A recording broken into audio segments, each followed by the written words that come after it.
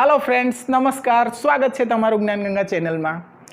આજનો આપણો સબ્જેક્ટ છે સીઈટી એક્ઝામ માટેનો 2025નો વિડીયો। તો વિડીયોને શરૂ કરીએ તે પહેલાં જો ચેનલ પર નવા હોય તો ચેનલને સબસ્ક્રાઈબ કરવાનું ભૂલતા નહીં અને જો વિડીયો પસંદ આવે તો લાઇક અને શેર કરવાનું ભૂલતા નહીં। તો ધોરણ 5ના બાળકો તમારા માટે કોમન પ્રવેશ પરીક્ષા માટેનું આ પ્રશ્નપત્ર છે, એનું આપણે સોલ્યુશન કરવા જઈ રહ્યા છીએ। તો આમાં 120 માર્ક્સનું પ્રશ્નપત્ર પૂછાય છે। આપણે આજે મેથ્સ અને મેન્ટલ એબિલિટી ટેસ્ટ કરવાના છીએ। તો તમે આ પ્રેક્ટિસ કરો અને પરીક્ષામાં પાસ થાઓ તેવી મારી દિલથી શુભેચ્છા છે। તો જોઈએ પહેલો પ્રશ્ન, શ્રેણી પૂર્ણ કરો। 5, 15, 35 ખાલી જગ્યા 105 અને 155 આપેલા છે। ઓપ્શનમાં 4 જવાબ આપ્યા છે, 75, 60, 65, 56। તો અહીંયા 5 અને 15 વચ્ચે 10 ઉમેર્યા છે આ લોકોએ। અહીંયા 15 અને 35 એમાં કેટલા ઉમેર્યા છે? 20 ઉમેર્યા છે, એટલે 35 થાય। તો આપણે 10 ઉમેર્યા પછી 20 ઉમેર્યા, હવે આમાં આપણે કેટલા ઉમેરીશું? 30 ઉમેરીશું, એટલે 35 અને 30 કેટલા થશે? 65 થશે। કેટલા થશે? 65। 3 ને 3 6 અને 5 ને 0 5। તો આપણો જવાબ થઈ જાય છે ઓપ્શન સી। ખ્યાલ આવ્યો બાળ દોસ્તો? તો જોઈએ બીજો પ્રશ્ન, શ્રેણી પૂર્ણ કરો। તો હવે 44V ખાલી જગ્યા 22R 11P આવું આપેલું છે। તો આપણને ખબર પડી જાય કે 2 એકડા 2 બગડા, તો અહીંયા શું આવશે? 2 તગડા। તેવી જ રીતે આલ્ફાબેટ આપેલો છે V R અને P, તો P પછી Q સ્કીપ કરેલો છે, R પછી S સ્કીપ કરીને આપણે T લખવાનો, U સ્કીપ કરીને V લખવાનો, એટલે કે એક એક ઓલ્ટરનેટ આલ્ફાબેટ એ લોકોએ છોડી દીધો છે। તો અહીંયા આપણે જોઈએ છીએ કે P આપેલો છે, Q નથી, R, S નથી તો T અને U નથી તો V, એટલે આપણો 33T એ આપણો જવાબ છે। તો અહીંયા તમે જોઈ શકો છો 33T, ભૂલમાં પણ આ ઓપ્શન ટીક કરવાનો નહીં। હવે જોઈએ આગળનો પ્રશ્ન।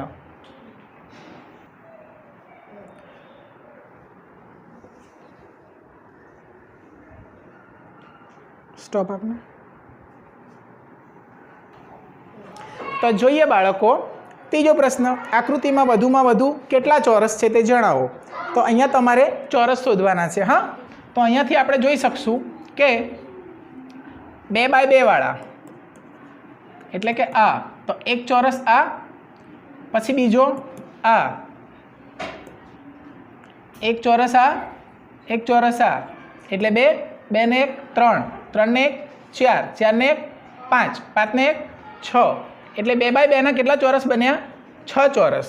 હજુ પણ છે 1 2 3 4, એનાથી એક ચોરસ બનશે, 1 2 3 4, એનાથી એક ચોરસ, 1 2 3 4, એનાથી એક ચોરસ, એટલે કે 1 2 અને 3, 4 બાય 4 ના 3 બન્યા, એટલે 6 ને 3 9 ચોરસ બન્યા। હજુ પણ એક ચોરસ આમાં સમાયેલો છે, 1 2 અને 3। તો કયો ચોરસ છે વિચારો? આ ચોરસ, એક આખો આ ચોરસ, આ અને આનાથી આ ચોરસ જે બને છે ને તે ચોરસ। ઓકે, એટલે અહીંયા હજુ એક ચોરસ છે, એટલે ટોટલ થાય છે 6 ને 3 9, 9 ને 1 10। તો આપણો ઓપ્શન છે ઓપ્શન બી 10 જવાબ। હવે જોઈએ આકૃતિમાં વધુમાં વધુ કેટલા લંબચોરસ છે તે જણાવો। ઓપ્શન્સ છે 12, 8, 9 અને 10। તો જોઈએ લંબચોરસની સંખ્યા કેટલી છે? 1 2 3 4 અને 5। તો આપણે 5 લખ્યા। હવે જોઈએ 2 ને લઈને એક લંબચોરસ બનશે, એટલે આ 1, આ 2 અને આ 3, 3 ને પછી આ 2 ને લઈને બનશે ને 4, આ 2 ને લઈને બનશે, નહીં બને, આ 2 ને લઈને બી નહીં બને, પણ આ 3 ને લઈને બનશે, એટલે અહીંયા બન્યો તો 1 2 3 4 5 લખ્યા, પછી આપણે 1 2 3 ને 4 લખ્યા। હવે આ 3 ને લઈને બનશે 1, એટલે 1 લખ્યો, એટલે 5 ને 4 9, 9 ને 1 10, 10 અને હજુ પણ અહીંયાથી બને છે એક લંબચોરસ, આ 3 ને લઈને એક આ લંબચોરસ અને આ 2 ને લઈને તો બની જ ગયો છે, એટલે એક લંબચોરસ આ અને આ આખાને લઈને એક લંબચોરસ બને છે, એટલે એક આ, એટલે કેટલા બન્યા? 10 ને 2 12, એટલે આપણો જવાબ છે 12। હવે જોઈએ આપણે આગળનો પ્રશ્ન, 5મો પ્રશ્ન। તો અહીંયા જોઈ શકો છો બાળકો તમે, પાંચમો પ્રશ્ન, વધુમાં વધુ કેટલા ત્રિકોણ છે આકૃતિમાં તે. તો ઓપ્શન છે 5, 10, 8 કે 7. તો ત્રિકોણ આપણને ખબર છે 3 બાજુઓ હોય તેને ત્રિકોણ કહેવાય. તો અહીંયા 1, 2, 3, 4. તો 4 ત્રિકોણ પહેલાં લખી દેવાનું. હવે આપણે 2 ત્રિકોણને લઈને એક ત્રિકોણ બનશે એટલે આપણને ખ્યાલ આવે કે આ 2ને લઈને એક બને, આ 2ને લઈને એક બને અને આ 2ને એક લઈને બને. એટલે ટોટલ બીજા થયા 3. હવે 3ને લઈને બનશે 1, 2 અને આ 3. 3ને લઈને એક ત્રિકોણ બને અને આ 3ને લઈને એક ત્રિકોણ બને. એટલે બીજા 2 ત્રિકોણ થયા અને આ 4ને લઈને એક આખો ત્રિકોણ બને. ખ્યાલ આવ્યો મિત્રો? તો અહીંયા થઈ ગયા 4 ને 3 7, 7 ને 3 10. તો આપણા ઓપ્શનમાં મેક્સિમમ 10 આપેલો જ છે, તે આપણો જવાબ છે. હવે જોઈએ આકૃતિમાં કેટલી સળંગ રેખાઓ છે. અહીંયા ખાલી લીટી ગણવાની છે બાળકો. તો જોઈએ, આ લંબચોરસ છે, થોડું ઉપર લઈએ તો તમને ખ્યાલ આવે. ઓકે, 13, 17, 18 કે 20 કેટલી લીટી છે તે આપણે અહીંયા ગણવાની છે.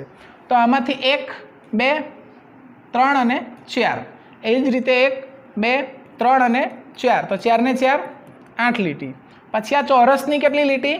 4. 1, 2, 3 અને 4. પાછો અંદર એક ચોરસ છે, એની પણ કેટલી? 1, 2, 3 અને 4. હજુ એક લીટી છે, અહીંયા જુઓ છે, તો આ એક લીટી. એટલે કેટલી બની ગઈ? 8, 8 ને 8 16, 16 ને 1 17. તો અહીંયા તમને જવાબમાં 17 આપેલા છે. તો બાળકો આ છે આપણો જવાબ 17. અહીંયા તમને 18મી લીટી દેખાય છે કોઈ? તો નથી દેખાતી. ધ્યાનથી કરવાનું તો જ ખ્યાલ આવે. હવે આપણે જોઈએ 7મો પ્રશ્ન.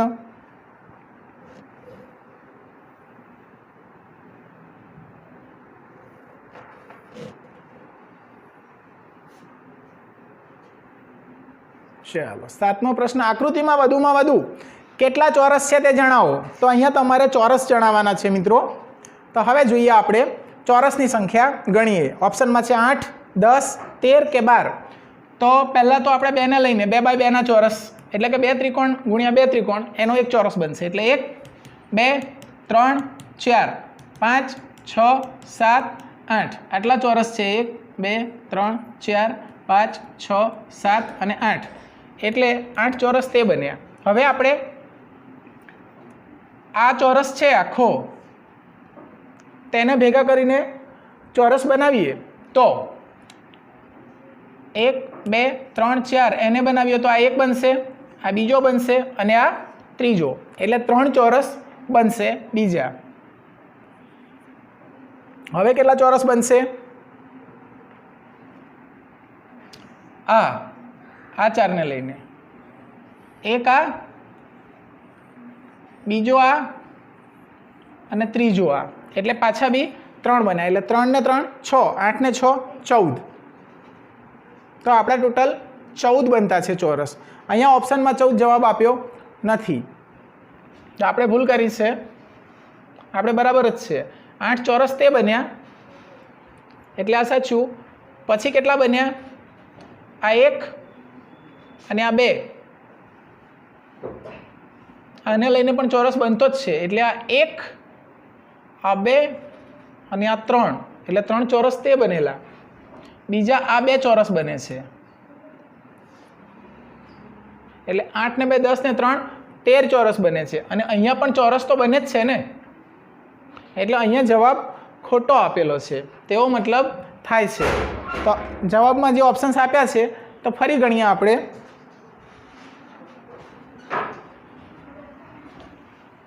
1, 2, 3, 4, 5, 6, 7, 8.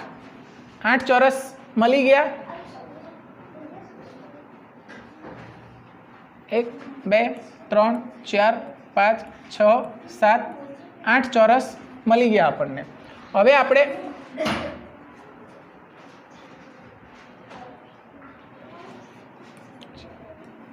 છ, 7, 8 ચોરસ મળ્યા.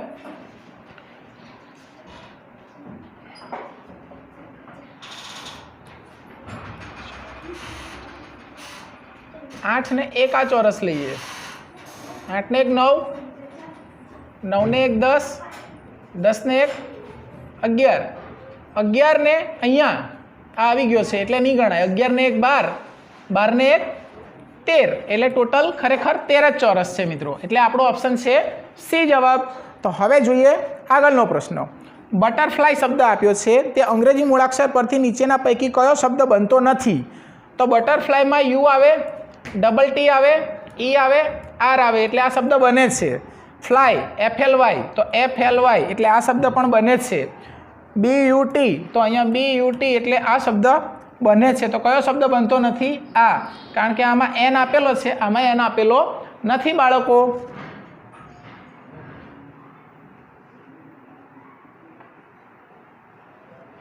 ચાલો તો હવે જોઈએ 9મો પ્રશ્ન. તો 9મા પ્રશ્નમાં ટ્રાવેલિંગ શબ્દ આપ્યો છે, એના પરથી કયો શબ્દ બનતો નથી? તો LIVE, આમાં છે LIVE, યસ LIVE છે એટલે આ બને છે. RAIN, તો RAIN આ શબ્દ બી બને છે. TRAIN આ શબ્દ બી બને છે. તો કયો નહીં બને?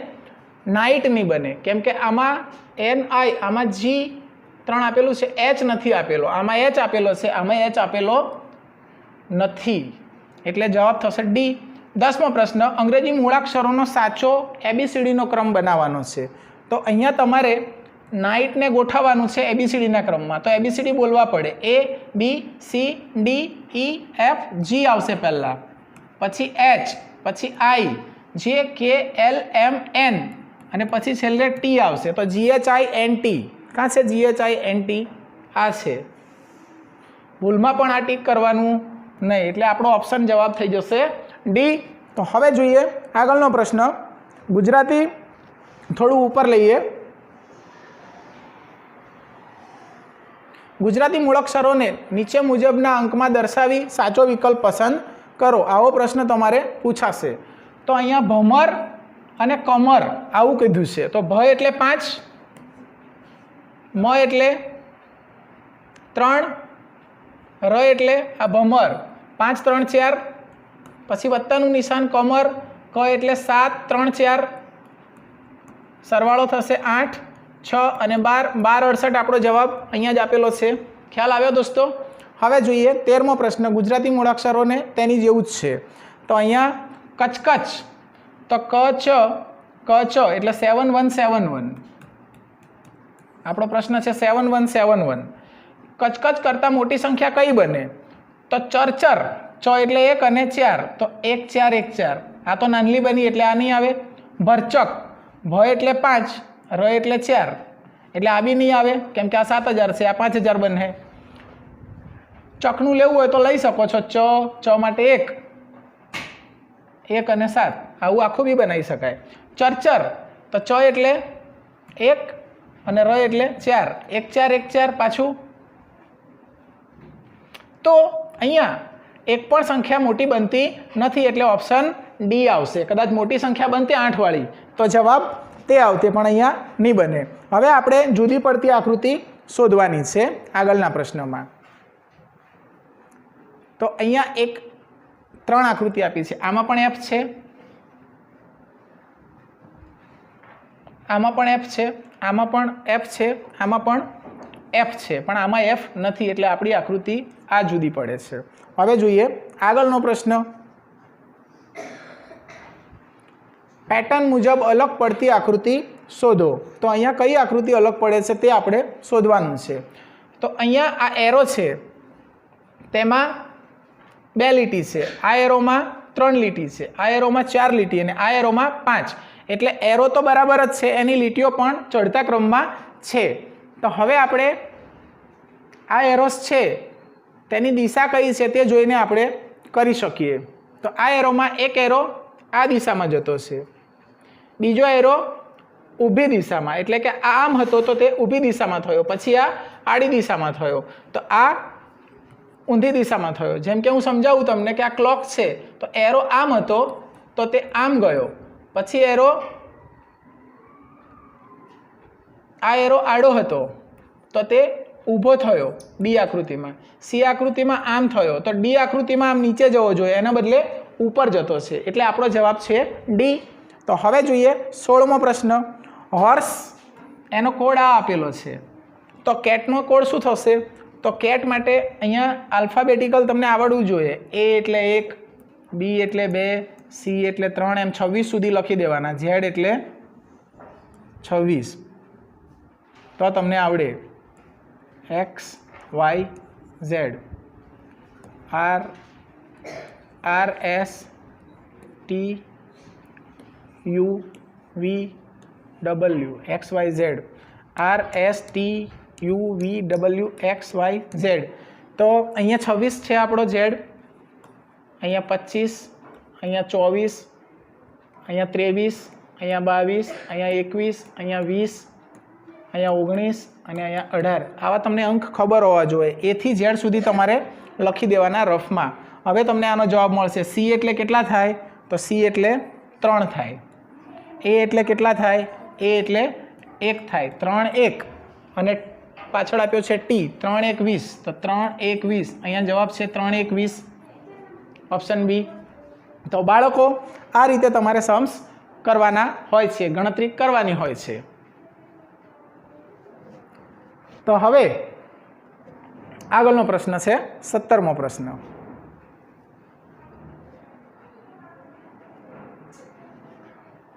તો 17મા પ્રશ્નમાં એ બી આપ્યું છે, પછી સીડી નથી આપ્યું, EF, પછી GH નથી આપ્યું, IJ, તો KL છોડી દેવાનું, IJ KL MN આપણો જવાબ થશે. આ જવાબ છે.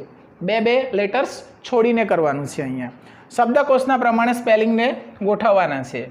તો P બધામાં સરખા જ છે એટલે અહીંયા તમારે P જોવાનો નથી. ત્યારબાદ આપણે જોઈએ તો બીજો અક્ષર જોવાનો, L O, એટલે પહેલાં આપણે એ વાળો આવશે એટલે PLA. આ O વાળો તો આવશે જ નહીં. અહીંયા એ વાળા આ 2 છે એટલે આવી શકશે. એટલે આ બીજો અક્ષર જોઈએ, આ બધામાં L પણ છે. હવે P, તો P તો જોવાનો જ નથી. હવે L, તો L પહેલાં આવે કે O પહેલાં આવે? તો ABCDEFGHIJKL MNO, એટલે L આવે એટલે આ બરાબર છે, પછી O આવશે. ત્યારબાદ આ પાવર અને પોઈન્ટ એ બંનેમાં કયું આવશે? તો I વાળો, એટલે આ બરાબર છે. અને પછી W. હવે છેલ્લે બચે છે પ્યુપિલ, એટલે આપણો જવાબ C થઈ જશે. તો પહેલો અક્ષર જો સરખો હોય તો તેને છોડી દેવાનો, બીજો અક્ષર જોવાનો, બીજો અક્ષર સરખો હોય આ બેનો તો ત્રીજો અક્ષર જોઈને એ બેને ક્રમમાં લેવાના અને છેલ્લે જે આવતો હોય તે લખી દેવાનો. અહીંયા છે કક્કાવારી મુજબ ગોઠવો. તો સ સરખો છે એટલે સ નહીં જોવાનો બધાનો, પછી ર સરખો છે એટલે ર નહીં જોવાનો બધાનો, તો કયો જોવાનો? ત્રીજો અક્ષર. અહીંયા ગ, અહીંયા ઢ અને અહીંયા સ, એટલે આપણો ઓપ્શન જવાબ ડી થઈ જશે. હવે જોઈએ 20, 21 અને 22 શબ્દમાંથી અલગ પડતો શબ્દ મેં શોધવાનો છે. આપણે આટલા પ્રશ્નો આપેલા છે આપણને. તો જોઈએ 20, 21 અને 22માં પ્રશ્ન. તો પહેલો પ્રશ્ન છે મેથી, પાલક, તાંદળજો અને બટાકા. તો એમાંથી કયું અલગ પડે છે દોસ્તો? તરત ખબર પડી જાય. મેથી, પાલક, તાંદળજો આ બધા લીલા શાકભાજી છે, એટલે લીલા શાકભાજીમાંથી જુદું પડતું બટાકા છે. બટાકા એ કંદમૂળ છે એટલે એ અલગ પડે છે. પેન્સિલ, સંચો, રબર કે કંપાસ બોક્સ? તો પેન્સિલ, સંચો અને રબર એ કંપાસ બોક્સની અંદર રાખવામાં આવે છે એટલે કંપાસ બોક્સ એ અલગ પડતો શબ્દ છે. તો અહીંયા ઓપ્શન જવાબ છે 20નો A અને આનો જવાબ છે ઓપ્શન ડી. હવે જોઈએ આગળનો પ્રશ્ન. 22મો પ્રશ્ન છે નર્મદા, બનાસ, સાબરમતી કે ખારી? તો બનાસ, રૂપેણ, સાબરમતી આ બધી ખારી, આ બધી ઉત્તર ગુજરાતની નદીઓ છે બાળકો. તો તમારે ખાસ ધ્યાન રાખવાનું, આ ઉત્તર ગુજરાત, આ ઉત્તર ગુજરાત, આ ઉત્તર ગુજરાત અને નર્મદા નદી તે દક્ષિણ ગુજરાતમાં આવેલી છે એટલે આપણો જવાબ થઈ જાય છે એ, નર્મદા નદી. હવે જોઈએ લંબાઈને મીટરમાં માપવામાં આવે છે. તો કદને ચોરસ મીટરમાં એટલે કે ક્ષેત્રફળની વાત કરવામાં આવી છે. અહીંયા ગધેડાના બચ્ચાને ખોલકું કહેવાય, તો ઊંટના બચ્ચાને બોતડું કહેવાય. બહુ સહેલું પૂછેલું છે બાળકો, તો આવું તમને આવડવું જોઈએ. હવે જોઈએ આની દર્પણ આકૃતિ શોધવાની છે. આની. તો દર્પણ આકૃતિમાં HDCB તો આખું આમ ફરી જશે આકૃતિ દર્પણમાં જોતા. સોરી, દર્પણ અહીંયા આપેલું છે એટલે આમ થઈ જશે, એટલે આ C ઉપર આવી જશે, દર્પણ નીચે મૂકવાનું છે એટલે CB અહીંયા દર્પણ નીચે છે ને, HD તે આપણો જવાબ થશે, છે CBHD આ. અને દર્પણ અહીંયા મૂકતે આપણે તો DHBC થતે, છે DHBC. એટલે કન્ફ્યુઝ નહીં થવાનું, દર્પણ નીચે મૂક્યું છે એ લોકોએ, એટલે આપણો જવાબ ઓપ્શન ડી થશે. હવે જોઈએ આપણે આગળનો પ્રશ્ન. દર્પણ આકૃતિ શોધો આની, એટલે અહીંયા આમ આકૃતિનું આપ્યું છે, આમ. એટલે ઓપ્શનમાં અહીંયા આપણે જોવું પડશે. તો અહીંયા આમ થઈ જાય આકૃતિ, આ બાજુની સાઈડમાં દર્પણ આકૃતિ કરવાની છે. તો આને આમ ફેરવીએ તો આ 5 છે તે ઊંધો થઈ જશે, એટલે કે આ 2 થઈ જશે. આમ ફેરવીએ એટલે, અને આ 9 છે તે આમ થઈ જશે, અને આ 2 છે તે આમ, એટલે આ 5 થઈ જશે. તો છે આવું 5? યસ છે ને અહીંયા, એટલે ઓપ્શન બી જવાબ આપણો સાચો જવાબ છે. તો જોઈએ આગળનો પ્રશ્ન 27. m બરાબર 2, p બરાબર 7, r બરાબર 8, t બરાબર 9 હોય તો t માઇનસ r, t કેટલા છે 9 ઓછા r કેટલા છે 8 ભાગ્યા m કેટલા છે 2 વત્તા p કેટલા છે તો 7. તો 8 ભાગ્યા 2 એટલે 4 આવે. હવે આ વત્તા વત્તાનો સરવાળો 9 ને 7 16, 16 માંથી 4 બાદ કરવાના, 16 માંથી 4 જાય તો 12, એટલે આપણો જવાબ છે 12. હવે જોઈએ 28મો પ્રશ્ન. જો ઉત્તરને પૂર્વ, પૂર્વને દક્ષિણ, દક્ષિણને પશ્ચિમ કહેવામાં આવે તો સૂર્ય કઈ દિશામાં આથમે? સૂર્ય પશ્ચિમમાં જ આથવે, એટલે આપણે પશ્ચિમ લખવાનું નથી, પરંતુ દક્ષિણને પશ્ચિમ કીધી છે એટલે દક્ષિણ દિશામાં આથમશે. તો જોઈએ આગળનો પ્રશ્ન. તાર્કિક રીતે ચડતા ક્રમમાં ગોઠવો. તો ખેલાડીઓને આપણે ચડતા ક્રમમાં ગોઠવવાના છે. ચેસમાં કેટલા ખેલાડીઓ હોય? 2 ખેલાડી. ખોખોમાં કેટલા હોય? 9 ખેલાડી. કબડ્ડીમાં 7 ખેલાડી અને ક્રિકેટમાં 11 ખેલાડી. ચડતા ક્રમમાં એટલે કે અહીંયા 2, પછી અહીંયા 7, પછી અહીંયા 9 ખોખો એટલે, અને આ ક્રિકેટ એટલે 11, એટલે આપણો ઓપ્શન આ થઈ જશે 2, 7, 9 અને 11. અને ખેલાડીઓના ચડતા ક્રમમાં ગોઠવવાના હતા. હવે જોઈએ તાર્કિક રીતે ચડતા ક્રમમાં. દીવો આપણને અજવાળું આપે, હા, ફાનસ બી અજવાળું આપે, ટોર્ચ બી અજવાળું આપે અને ટ્યુબલાઇટ બી. તો આને આપણે સાચા ક્રમમાં ગોઠવવાનું છે. તો જોઈએ દીવો ઓછું અજવાળું આપે એટલે દીવો 1 નંબર પર, ફાનસ એનથી થોડું વધારે આપે, પછી ટોર્ચ એનથી થોડું વધારે આપે અને ટ્યુબલાઇટ એનથી થોડું વધારે, એટલે ચડતો ક્રમ આપણને આપેલો જ છે અહીંયા. જવાબ ઓપ્શન સી છે. જો ઘડિયાળમાં હાલનો સમય 15:30 કલાક છે તો 180 સેકન્ડ, 180 સેકન્ડને આપણે મિનિટ્સમાં કરીએ તો 60, 6 તરી 18, 60 તરી 180, એટલે 180 સેકન્ડ એટલે 3 મિનિટ થાય. તો 80 સેકન્ડ પછી એટલે 3 મિનિટ પછી કેટલો સમય થશે? તો 15, 30 ને 3 33, એટલે અહીંયા ઓપ્શનમાં આપેલો છે 15 અને 33 કલાક થશે. તો હવે જોઈએ આગળનો પ્રશ્ન. જો તમારા ઘરે દરરોજ 3 કિગ્રા કેરી ખવાતી હોય, 3 કિગ્રા કેરી,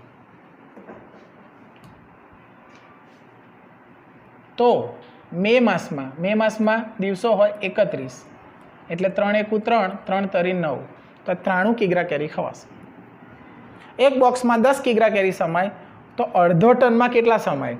તો અડધો ટન એટલે કેટલું થાય તે આપણને આવડવું જોઈએ. અડધો ટન એટલે 50 કિલોગ્રામ. હવે એક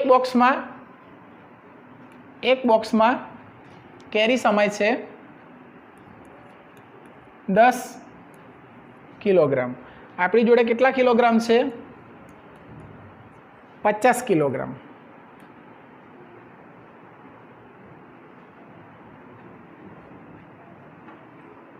તો અહીંયા આપણે ટોટલ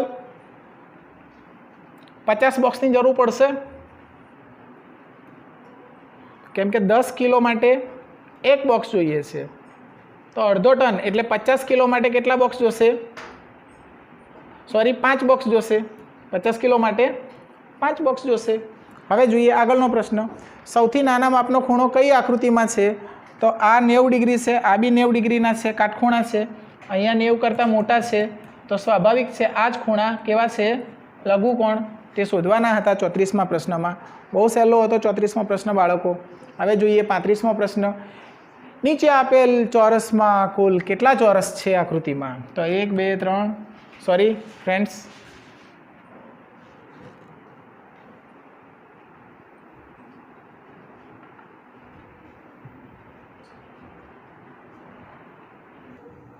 તો બાળકો 35મો પ્રશ્ન છે.